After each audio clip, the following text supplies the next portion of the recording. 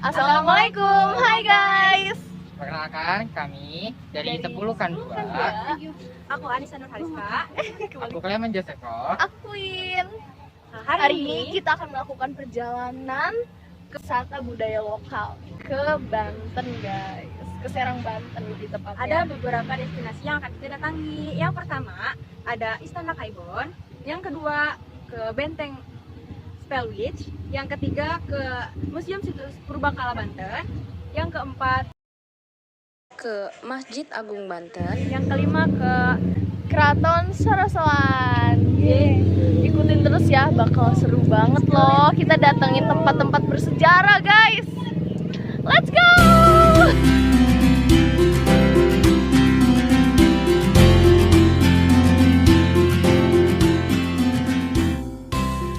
Hai guys, sekarang kita udah nyampe di tempat pertama, yaitu Keraton Kaibon. Ayo kita dengerin sejarahnya. Let's go. yang terletak di Kampung Kroya, Kelurahan Kasunyatan, Kecamatan Kasemen. Keraton Kaibon menjadi salah satu bangunan cagar budaya Provinsi Banten yang menyimpan cerita kejayaan Kerajaan Banten lama. Dibangun pada tahun 1815, keraton ini menjadi keraton kedua di Banten setelah Keraton Sorosoan. Berbeda dengan Keraton Sorosoan, sebagai pusat pemerintahan, Keraton Kaibon dibangun sebagai tempat tinggal Ratu Aisyah, yaitu sang ibu dari Sultan Maulana Muhammad Syafiuddin. Hal ini dikarenakan Sultan Syafiuddin sebagai Sultan Banten ke-21 saat itu usianya masih 5 tahun. Nama Kaibon sendiri dipastikan diambil dari kata keibuan yang memiliki arti bersifat seperti ibu yang lemah lembut dan penuh kasih sayang. Keraton Kaibon dibangun menghadap barat dengan kanal di bagian depannya. Kanal ini berfungsi sebagai media transportasi untuk menuju ke Keraton Sorosoan yang letaknya berada di bagian utara. Di bagian depan keraton dibatasi dengan gerbang yang memiliki 5 pintu. Arti angka 5 ini mengikuti jumlah sholat dalam satu hari yang dilakukan umat muslim. Gerbang yang bergaya Jawa dan Bali ini memiliki ketinggian 2 meter dengan bentuk candi bentar sebagai motifnya. Ruang utama keraton ini tidak lain adalah kamar tidur Ratu Aisyah itu sendiri. Dibangun dengan menjorok ke tanah, kamar tidur sang ratu dilengkapi dengan teknologi pendingin ruangan. Salah satu yang terlihat jelas adalah bangunan yang menyerupai masjid. Bangunan masjid ini berada di sisi kanan gerbang. Keraton yang berdiri di tanah seluas mencapai 4 hektar ini dibangun menggunakan batu bata yang terbuat dari pasir dan kapur. Walaupun telah hancur, beberapa runtuhan di keraton ini masih terlihat fondasi dan pilar-pilar yang utuh. Tahun 1832, Keraton Kaibon dihancurkan oleh pihak Belanda yang dipimpin oleh Gubernur VOC saat itu, Jenderal Dendels. Dengan dilakukan karena Sultan Syafuddin menolak dengan keras permintaan sang jenderal untuk meneruskan pembangunan jalan raya Anyer Panarukan. Besar, Jenderal VOC tersebut menghancurkan Keraton Kaibon hingga meninggalkan puing-puing yang tersisa saat ini.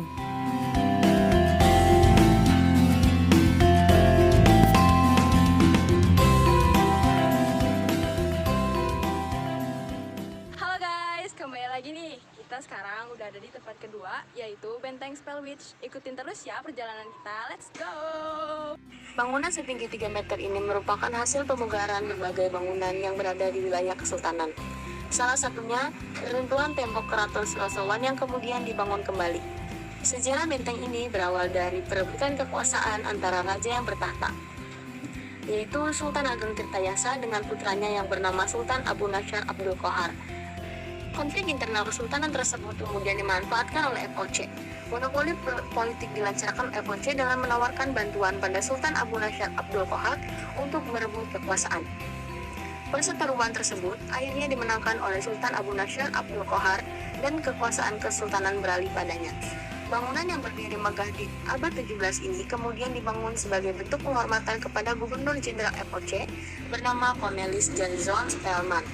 Benteng Spellwitch dibangun oleh seorang arsitektur Belanda bernama Hendrik Lucas John Cardell di tahun 1681 sampai 1684. Uniknya, tempat pertahanan ini dibangun dengan perhitungan cermat untuk menghadapi pribumi, khususnya pengikut Sultan Ageng Tirtayasa yang hendak membalas dendam. Bangunan kokoh ini dibuat dengan campuran batu, kapur, batu karang, dan pasir. Kawasan ini memiliki parit seluas kurang lebih 10 meter yang melindungi bangunan pertahanan tersebut. Bentuk bangunannya sendiri hampir menyerupai segi empat dengan menara pengintai di setiap sisinya. Pada ruang bawah tanah, terdapat bunker yang terhubung dengan lorong bagian barat. Bunker ini digunakan sebagai tempat penyimpanan makanan sekaligus gudang senjata. Sedangkan ruangan tahanan berada di lorong yang sedikit lebih jauh ke dalam dan tanpa penerangan apapun. Sayangnya, kini ruang bawah tanah tersebut terkunci dan hanya dapat dibuka oleh pemandu dan penjaga. Bagian dalam benteng Spellwitch terdapat rumah komandan, gereja, dan kamar senjata. Selain itu, terdapat kantor administrasi, toko-toko, dan kamar dagang. Sebagian besar ruangan tersebut telah rata dengan tanah dan hanya menyisakan pondasi, lorong perlindungan, serta ruangan berdinding batu.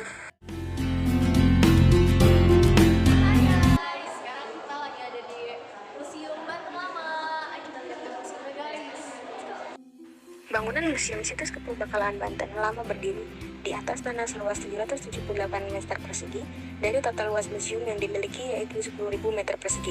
Museum peresmian dilakukan pada tanggal 15 Juli 1985 oleh Direktur Jenderal Kebudayaan yang saat itu dijabat Profesor Dr. Haryati Supadio. Koleksi Museum Situs Kepurbakalaan Banten lama terbagi atas koleksi asli dan replika. Terdapat juga koleksi dalam bentuk diorama dan maket, arkeologika, keramologika, numismatika atau heraldika, etnografika, dan seni rupa. Koleksi arkeologika antara lain terdiri dari kapak batu, arca nandi, genteng berbagai bentuk dan ukuran, memolo atau hiasan atap bangunan atau pemuncak. Terdapat juga koleksi keramologika karena Banten pada masa lalu memiliki industri gerabah yang cukup banyak. Koleksi numismatika menjadi salah satu museum andalan ini karena Banten pada masa lalu sudah mampu membuat uang sendiri. Koleksi etnografika cukup mengundang perhatian pengunjung karena Banten pada masa lalu juga mampu membuat kain dan pakaian sendiri. Koleksi seni rupa lebih diarahkan pada diorama dua dimensi yang menggambarkan kondisi Banten terutama pada masa kerajaan seperti lukisan pelabuhan Banten, pasar Karangantu, dan lukisan para sultan yang pernah ada.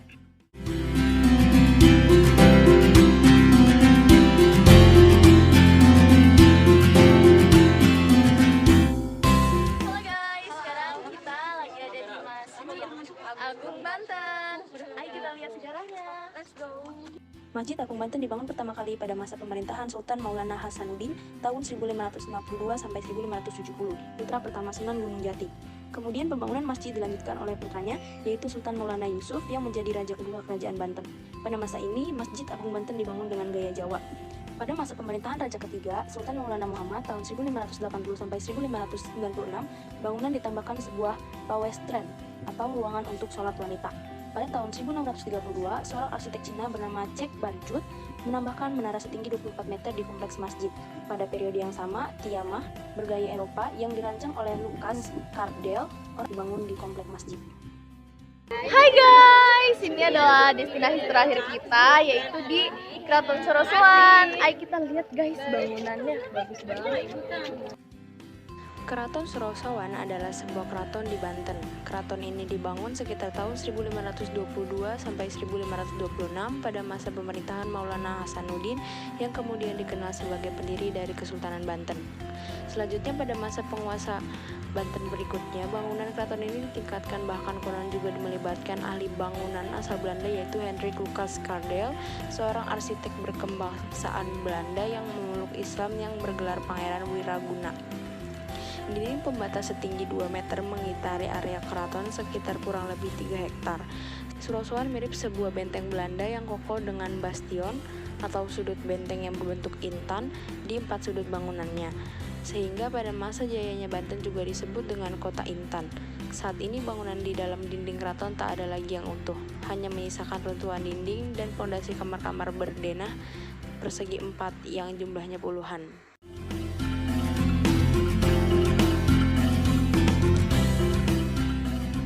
Yo guys, sampai di sini perjalanan wisata budaya lokal kita nih. Kita 10 kan 2. Sampai ketemu lagi. Seru banget.